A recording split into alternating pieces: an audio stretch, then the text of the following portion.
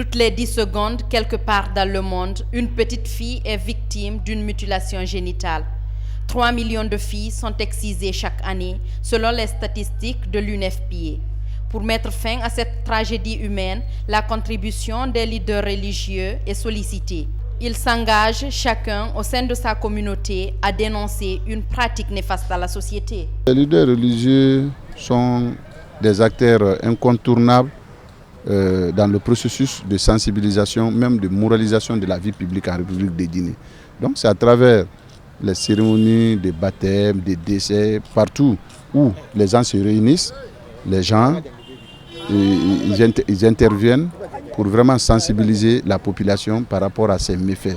Parce que la ministre de l'Action sociale nous a fait savoir que l'excision constitue aujourd'hui un fléau. Il y a eu beaucoup de campagnes de sensibilisation, d'information et de formation sur cette pratique de mutilation génitale féminine. Mais que le chiffre soit vrai ou faux, l'un des piliers qui favorisait les mutilations génitales féminines, c'était l'interprétation des chefs religieux. J'ai l'espoir donc qu'avec le lancement de cette campagne, nous pouvons avoir le vrai chiffre et que les parents vont comprendre que c'est tout simplement la protection de la santé de la femme et de son intégrité physique et morale.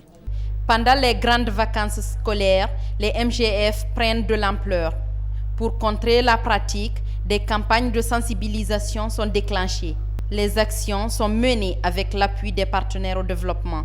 Tout au long des 3 mois de vacances scolaires, puisque c'est vraiment la période de pratique de masse, il y aura des activités dans toutes les préfectures, que ce soit avec les religieux, que ce soit avec le ministère de l'Action sociale, que ce soit avec les ONG, pour vraiment dire aux gens ne pratiquez pas et surtout préservez vos filles, protégez vos filles pendant cette campagne. Que l'UNICEF a comme vraiment objectif primordial de faire baisser la pratique de l'excision en Guinée.